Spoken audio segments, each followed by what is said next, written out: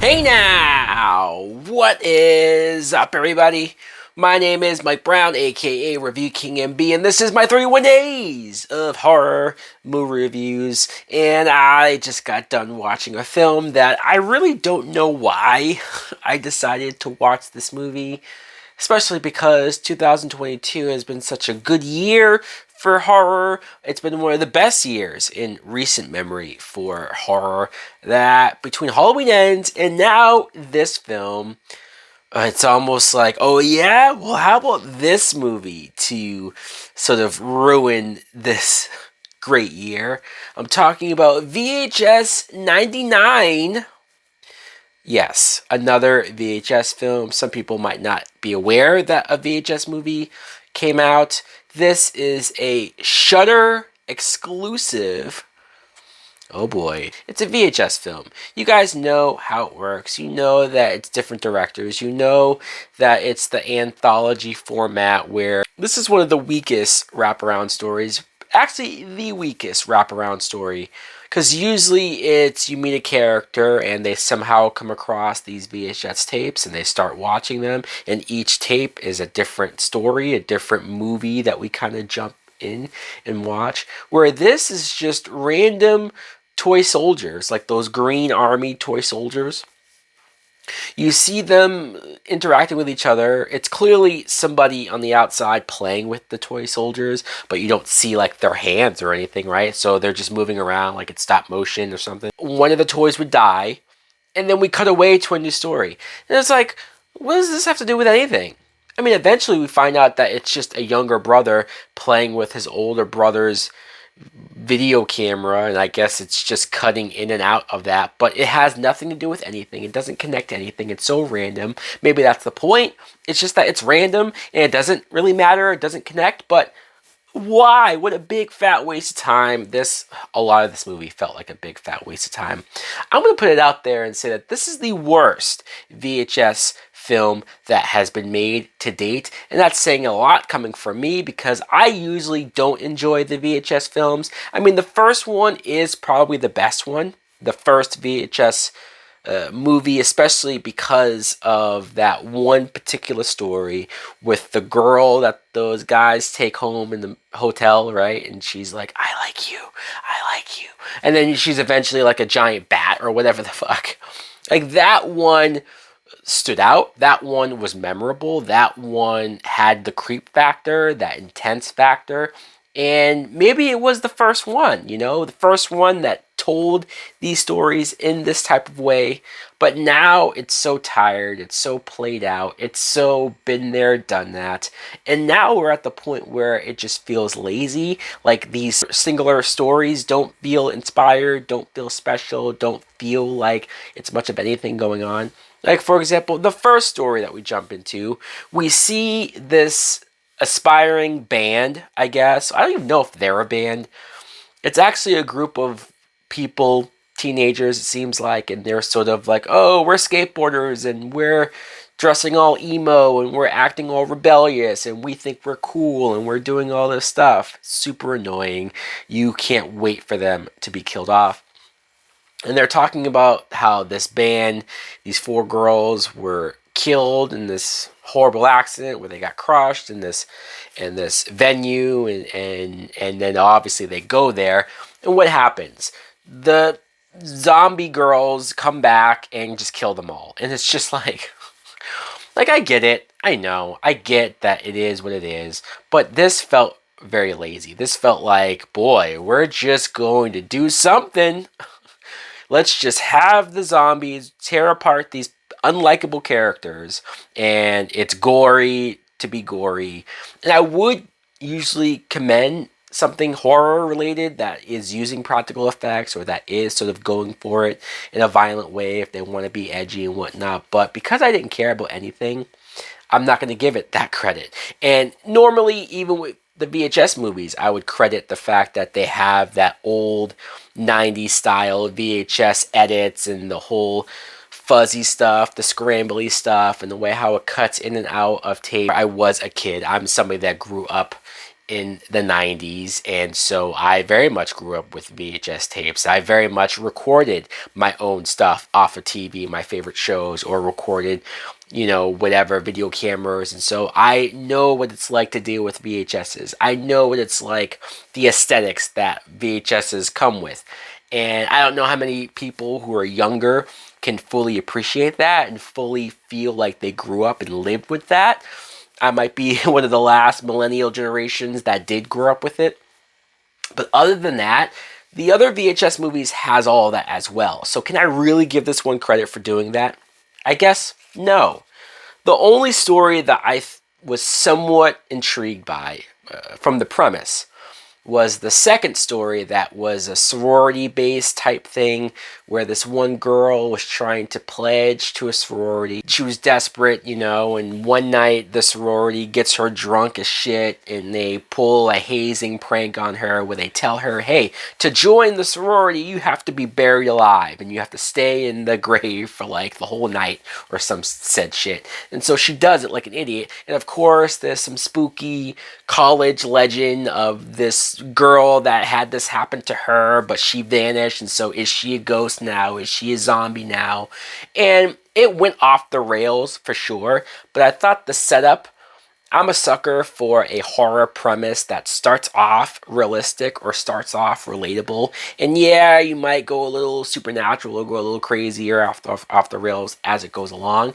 But if the setup is, I'm like, okay, this is somewhat intriguing. I thought the acting was somewhat decent, especially the main girl that got stuck down there. Not the greatest, and if it was any other VHS movie, it might be considered like one of the tamer ones. But because the rest of these kind of sucked, this is the only one that I will say was not horrible. There was a Nickelodeon-like game show type story. It was a cross between like Double Dare and Legends of the Hidden Temple, right? Like it was a show like that. And the host, weirdly enough, one of like the only known actor that was in this VHS movie.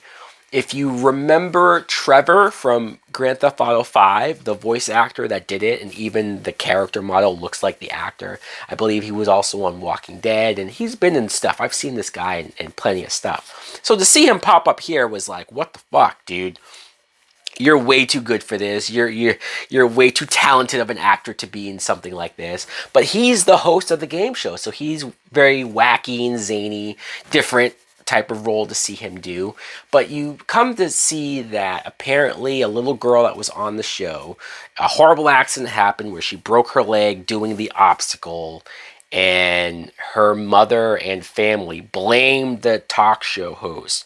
So years later, they like kidnap the guy and they torture him and they do all this nasty, gross things to him because they're like, fuck you, look what you did to our daughter. Look at her leg, it's mangled now, she can't walk, she's in a wheelchair, you ruined our lives, you embarrassed us, so we're gonna embarrass you. And I'm like, okay, this is kind of dumb and this is weird and gross, especially the mother, this big fat woman who's like, oh, I'm coughing and hacking up, I'm taking off my shirt and look at my rolls, and I'm just like, what are we doing here? But again, because everything else in this movie was dumb, I was like, I'm curious to see how this will go. And then the payoff, the ending of that story, I'm not going to get into, I'm not going to really, because who gives a shit, but it's horrible. The ending, the payoff for that story is a big waste of time. It's god-awful. And then you have another story of these teenagers. They're assholes because that's what teenagers are. I was an asshole teenager. I can't deny it. And you see, of course, every one of these stories, it's like, I get that the VHS premise has to have characters that have a camera and that record themselves, and you have to have them always have the camera around them every single solitary second. And I get it. But when you see a lot of these cases and a lot of these characters in the situations, the dangerous circumstances that they find themselves in, it becomes less and less believable that they're still holding the goddamn camera, that they're still worried about recording themselves. In fact, they almost stop talking about the camera and just the camera's just there after a while. But with these kids, they're being dicks, they're making fun of their friends, and they're doing all this stuff. And then this hot chick moves in next door. A hot neighbor, of course. You're going to sit there, you're going to watch her. They're able to convince one of their buddies to put a hidden camera in her house, which is super gross, you know, because it's invasion of privacy. And this chick is very hot, don't get me wrong. But I will say that the ending of that, it was a little dumb, and it was definitely some of the worst CGI that was in this. But I was like, okay, I didn't see that coming.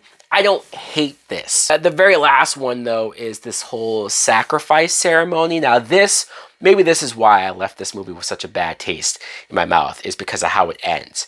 This one is like, it's this group of people, I don't know if they're witches or what, and they're trying to summon a demon to inhabit the body of this volunteer person. But for whatever reason, there are these two guys there. I don't know if they're supposed to be Bill and Ted, or like those type of characters who are very dumb, very silly. Even though the horror, scary stuff is going on around them, they're kind of cracking jokes, or they're not really taking it that serious, or the acting of these two guys are not good enough to buy their jokes, their humor. They try to go for more comedic with this one compared to everything else that was super ultra serious. And I don't know, the vibe of it I just thought was dumb, very dumb. They end up somehow getting transported into hell. And I'm like, all right, well, the production value, if you want to call it that. Clearly this movie's low budget overall, but this one, they kind of tried. You know, they tried to have a set that's supposed to look like hell. You're supposed to see demons, and you're supposed to see, I think, a Satan-like figure above them. It was dumb, though. The way how it ended was really, really bad, and that's what it is. A lot of these stories have horrible payoffs. A lot of these stories have bad acting, for sure, especially that last one. Just bad acting. And because there's no real wraparound story, because there's nothing that's hugely connecting it, some people that might not bother them as much. Maybe you think I'm nitpicking, but I felt like this felt like a waste of time, you know? And because I was bored, and maybe that's the biggest criticism to give this film, is that I was bored for a lot of this. And it's making me look back on some of these older VHS movies, even the ones that I ranted on and said sucked, or said was dumb, or said this and that. I'm thinking back, and it's like, man, was I too harsh on those? Because a lot of those, at least the ideas were better, at least the acting was better, at least the payoffs for a lot of those stories were better. I don't know. It's making me almost want to go back and rewatch and say, I don't want any more of these type ones that you're doing. No. We should just be done, honestly, with the VHS franchise. I'm going to give this film some old bullshit. That's some old bullshit. So, guys, let me know in the comments below. Did you watch VHS 99? Or are you like, this movie exists? This came out? Why bother? Anyways, thanks for watching. Like, comment, subscribe. Later! Swimming in beers, I've been through it all, let me trickle a tear. In case you didn't know, I was living sarcastic. A motherfucking monster, something Jurassic. Had to wrap the whole entire bed in plastic. Smoking bitch gets when she fucking with raptors. Killing and a drilling, and I'm sipping on the 4-0. Kissing by a whole entire motherfucking torso. Oh, what a rush. Sniffing some more